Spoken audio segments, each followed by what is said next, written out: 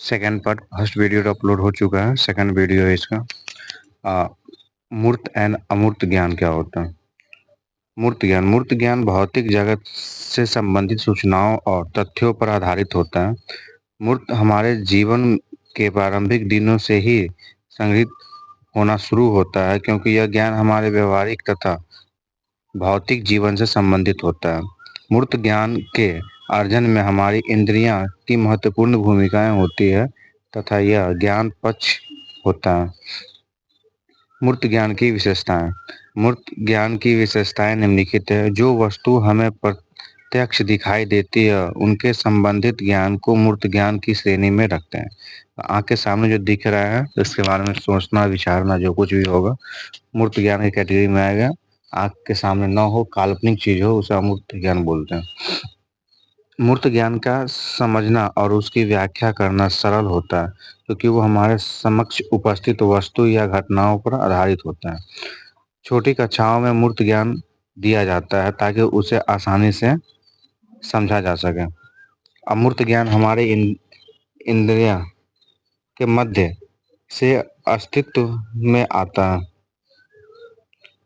5 number है, मूर्त ज्ञान अवलोकन तथा सामग्री सामान्यीकरण की प्रक्रिया पर आधारित होता है।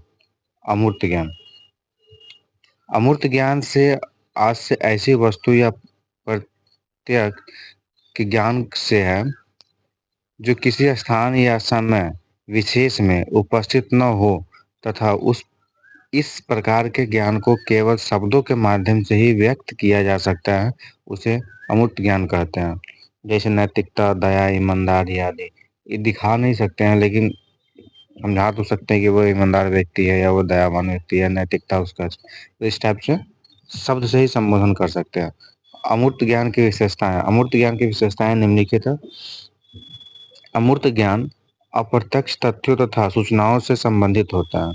अमूर्त ज्ञान अमूर्त चिंतन के आधार पर विकसित होता है। यह चिंतन उन वस्तुओं के विषय में किया जाता है जो हमारी आंखों के सीमाओं से परे होते हैं। मतलब आंख के तो सामने होता नहीं, दूर दूर तक नहीं होता, लेकिन फिर भी उसके बारे में सोचते हैं, विचारते हैं, इस टाइप का ज्ञान होता है। उच्च तार्किक क्षमताओं से ही अमूर्त ज्ञान विकसित हो सकता है।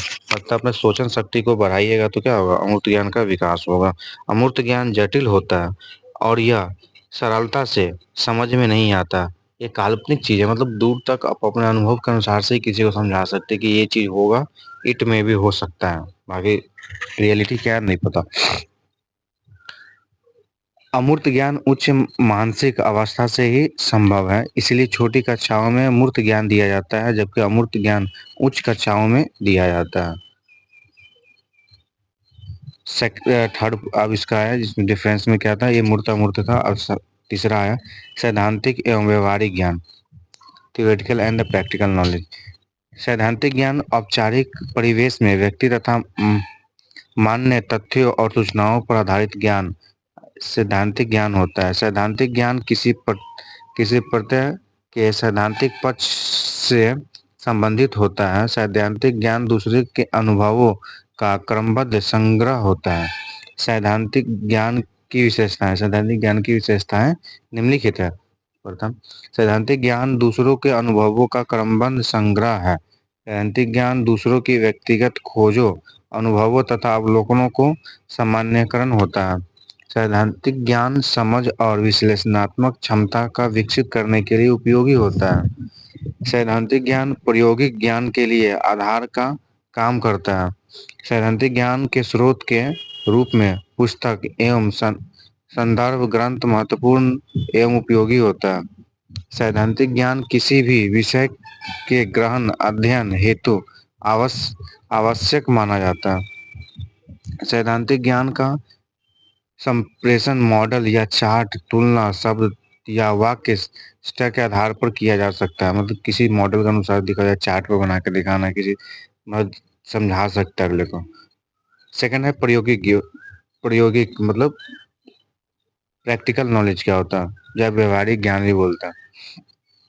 सैद्धांतिक ज्ञान का प्रयोगात्मक पहलू प्रायोगिक ज्ञान कहलाता है। प्रायोगिक ज्ञान की विभिन्न परिभाषाएं होती। किसी भी कार्य को करने के लिए सैद्धांतिक ज्ञान का वास्तविक प्रयोग प्रायोगिक ज्ञान कहलाता है। किसी कार्य को करने के लिए अनिवार्य कौशल और सूचनाओं का व्यवहारिक प्रयोग प्रायोगिक ज्ञान कहलाता है। सैद्धांतिक ज्ञान का व्यवहारिक कौशलों में परिलक्षित करने वाले ज्ञान को प्रायोगिक ज्ञान कहते हैं। उपरोक्त परिभाषाओं से हम यह उदाहरण के द्वारा समझ सकते हैं। मान लीजिए एक व्यक्ति ने कार चलाने के लिए सैद्धांतिक ज्ञान प्राप्त किया और उस ज्ञान को कार चलाने में सीखने में किया, तो अब वह सैद्धांतिक ज्ञान एक कौशल के रूप में परिवर्तन हो गया और इसी को प्रायोगिक ज्ञान कहते हैं।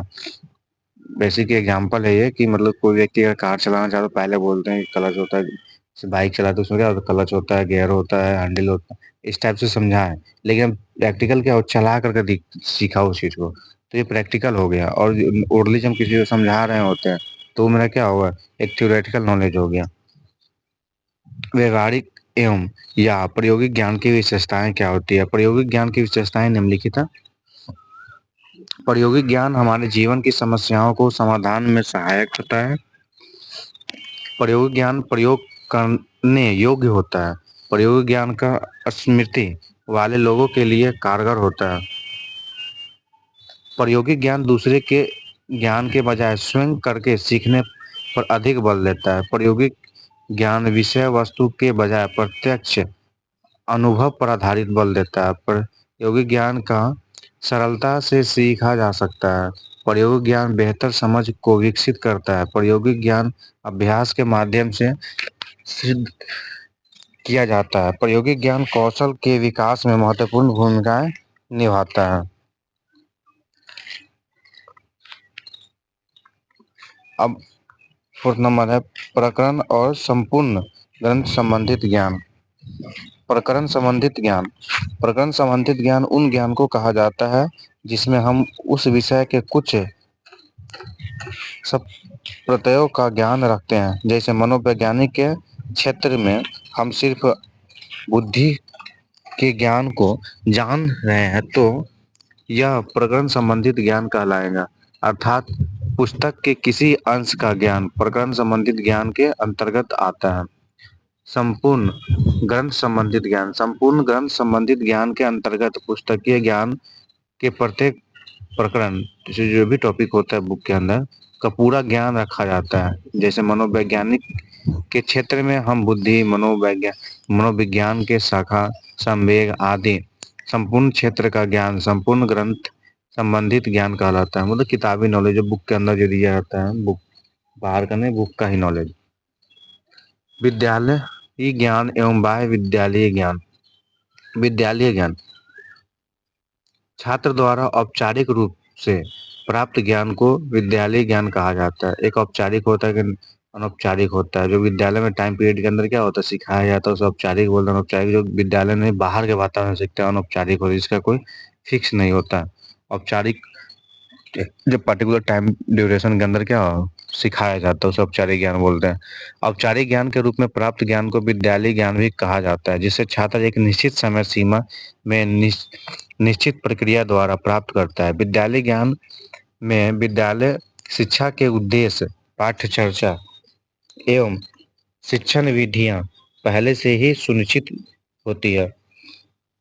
बाह्य विद्यालय ज्ञान। विद्यालय के बाहर प्राप्त होने वाले ज्ञान को बाह्य विद्यालय ज्ञान कहते हैं। जैसे घर में मिलने वाला ज्ञान, पास पड़ोस में मिलने वाला ज्ञान, समुदाय तथा समाज से मिलने वाला ज्ञान, इंटरनेट पर मिलने वाला ज्ञान। जो इंटरनेट वगैरह से हम लोग क्या करते हैं, सीखते हैं। ये सब ज्ञान बाह्य विद्यालय ज्ञान है और औपचारिक रूप से यह प्राप्त किया जाता है। निष्कर्ष देखते हैं। उपयुक्त विवरण से यह स्पष्ट होता है कि ज्ञान के विभिन्न पहलुओं या पक्ष का अध्ययन करने में हमें ज्ञान के बारे में संपूर्ण जानकारी हो जाती है। वर्तमान समय की शिक्षा प्रणाली बाल केंद्रित शिक्षा प्रणाली है, अतः हमें बच्चे के सर्वांगीण विकास कराने के लिए बच्चे में ज्ञान के संपूर्ण पहलू का अध्ययन करना है। थैंक्स। कंप्लीट हो गया क्वेश्चन आपका, जो वीवीआई क्वेश्चन है।